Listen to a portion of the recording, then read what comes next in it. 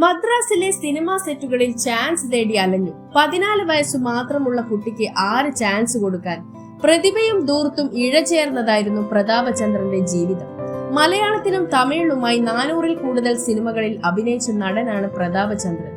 അഭിനയിച്ച വേഷങ്ങളിലെല്ലാം തന്റേതായ കൈമുദ്ര പതിപ്പിച്ച പ്രതാപചന്ദ്രൻ പത്തനംതിട്ട ഓമല്ലൂരിലാണ് ജനിച്ചത്. ഇദ്ദേഹത്തിന്റെ ജീവിതവും സിനിമ പോലെ തന്നെ നാടകീയതകൾ നിറഞ്ഞതാണ്. ചെറുപ്പത്തിൽ സ്കൂളിൽ പഠിക്കുമ്പോൾ ഫാൻസി ഡ്രസ്സിൽ ഒരുപാട് സമ്മാനങ്ങൾ വാങ്ങിയിട്ടുണ്ട് പ്രതാപചന്ദ്രൻ. എന്നാൽ 9ാം ക്ലാസ്സിൽ പഠിക്കുമ്പോൾ അദ്ദേഹത്തിന് പഠനം നിർത്തേണ്ടി വന്നു. അഭിനയമോഹം കൊണ്ട് പഠനം നിർത്തിയ അദ്ദേഹം കൊല്ലത്ത് നാടക സമിതികളിൽ ചാൻസ് കിട്ടുമോ എന്ന് അന്വേഷിച്ചു. പക്ഷേ നിരാശയായിരുന്നു ഫലം. പിന്നീട് മദ്രാസിലെത്തി സിനിമാ സെറ്റുകളിൽ ചാൻസ് തേടി അലഞ്ഞു. 14 വയസ്സു മാത്രമുള്ള കുട്ടിക്ക് 6 ചാൻസ് കൊടുക്കാൻ പലരും തിരികെ പോകാൻ നിർബന്ധിച്ചു. പക്ഷെ അദ്ദേഹം തിരികെ പോയില്ല. 3 വർഷത്തോളം അദ്ദേഹം മദ്രാസിൽ താമസിച്ചു. വിശപ്പിന്റെ വിളി സഹിച്ച്, വിശപ്പിന്റെ കാഠിന്യം സഹിച്ച് സിനിമാ നടനാകാൻ 3 വർഷം കാത്തിരുന്നു പ്രതാപചന്ദ്രൻ. അതിനിടയിൽ അതിജീവനം നൽകിയത് റേഡിയോ നാടകങ്ങളും മദ്രാസിലെ മലയാളി അസോസിയേഷന്റെ നാടകങ്ങളുമൊക്കെയായിരുന്നു. പിന്നീട് പ്രതാപചന്ദ്രൻ തിരികെ കൊല്ലത്തെത്തി കാളിദാസ കലാകേന്ദ്രത്തിൽ ചേർന്നു. അവിടെ മുഖ്യ നടനായി മാറി. വിയർപ്പിന്റെ വിലയാണ് പ്രതാപചന്ദ്രന്റെ ആദ്യ സിനിമ. പിന്നീട് അങ്ങോട്ട് ഒരുപാട് കുറെ ചിത്രങ്ങളിൽ അദ്ദേഹം അഭിനയിച്ചു. ആദിശങ്കരാചാര്യർ എന്ന ചിത്രമാണ് അദ്ദേഹത്തിന് ബ്രേക്ക് ആയത്. ഈ സിനിമയിലെ ആദിശർമ്മൻ എന്ന കഥാപാത്രത്തെ അദ്ദേഹം അവസ്മരണീയമാക്കി. പിന്നീട് അദ്ദേഹത്തിന് തിരിഞ്ഞു നോക്കേണ്ടി വന്നിട്ടില്ല. മലയാള സിനിമയിൽ അനിഷേധ സാന്നിധ്യമായി പ്രതാപചന്ദ്രൻ മാറി. അംഗീകാരത്തിലെ ശേഖരൻ പിള്ള, വിരിഞ്ഞ പൂക്കളിലെ ശിവശങ്കര പണിക്കർ, ഈ നാടിലെ മിനിസ്റ്റർ ഗോപാലൻ, മുത്തോട് മുത്തിലെ ശ്രീനിവാസൻ, ഒരു CBI ഡയറി കുറിപ്പിലെ നാരായണൻ, അടിക്കുറിപ്പിലെ വെങ്കിട്ടവ, കോട്ടയം കുഞ്ഞച്ചനിലെ കാഞ്ഞിരപ്പള്ളി പാപ്പച്ചൻ എന്നിങ്ങനെ എത്രയെത്ര കഥാപാത്രങ്ങളാണ് പ്രതാപചന്ദ്രൻ മലയാള സിനിമയ്ക്ക് നൽകിയത്. നസ്രാണി വേഷങ്ങൾ ചെയ്യാൻ പ്രതാപചന്ദ്രന് പ്രത്യേക വൈഭവം തന്നെ ഉണ്ടായിരുന്നു. സംഘത്തിലൊക്കെ നമ്മൾ ആ വൈഭവം കണ്ടു. സംഘത്തിലും കോട്ടയം കുഞ്ഞച്ചനിലും ഒക്കെ അതുപോലെ രംഗങ്ങളിൽ അഭിനയിക്കാനും അദ്ദേഹത്തിന് വൈഭവം ഉണ്ടായിരുന്നു. വില്ലൻ വേഷത്തിൽ പകർന്നാടാൻ പ്രതാപചന്ദ്രന് കഴിയുമായിരുന്നു.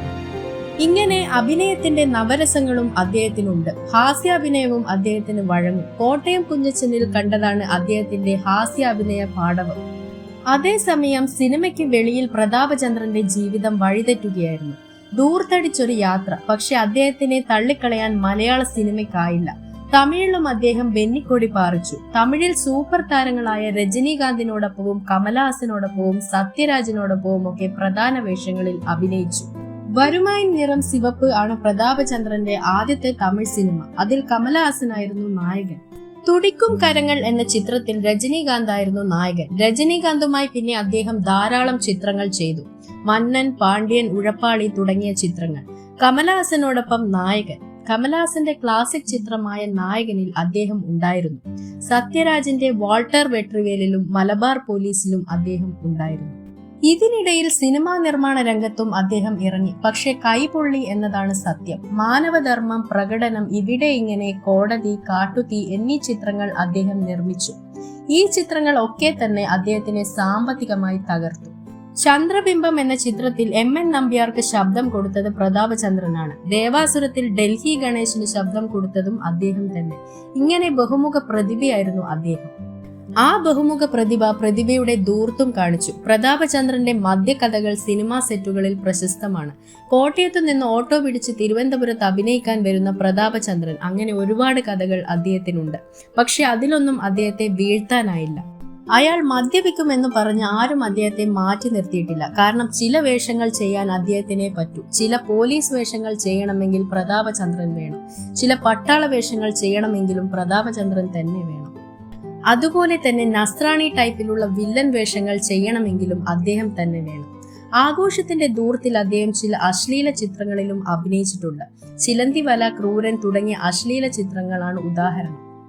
അഭിനയത്തിൽ അദ്ദേഹം ക്ലാസിക് എന്നോ കമേഴ്സ്യൽ എന്നോ തറയെന്നോ ലോ ടിക്കറ്റ് എന്ന ലെവലെന്നോ അങ്ങനെയൊന്നും നോക്കിയിരുന്നില്ല. അദ്ദേഹം എല്ലാ സിനിമയിലും അഭിനയിച്ചു.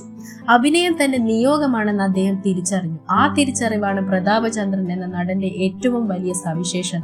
ഒരിക്കലും ഒരു റോളും അദ്ദേഹം നിരസിച്ചിട്ടില്ല. സെറ്റിൽ അദ്ദേഹം മദ്യപിച്ചെത്തുമായിരുന്നു. പക്ഷെ അഭിനയം തുടങ്ങുമ്പോൾ അദ്ദേഹം മദ്യപാനം ഒഴിവാക്കുമായിരുന്നു. അഭിനയത്തെ ദൈവിക തുല്യമായ ഒരു കലയായി അദ്ദേഹം കണ്ടിരുന്നു.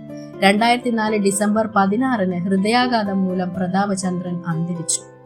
വീഡിയോ ഇഷ്ടമായെങ്കിൽ channel like, share and subscribe ചെയ്ത് സപ്പോർട്ട് ചെയ്യുക. കൂടാതെ അടുത്തുള്ള ബെൽ ഐക്കണിൽ ക്ലിക്ക് ചെയ്ത് വരും വീഡിയോസിനായി കാത്തിരിക്കുക.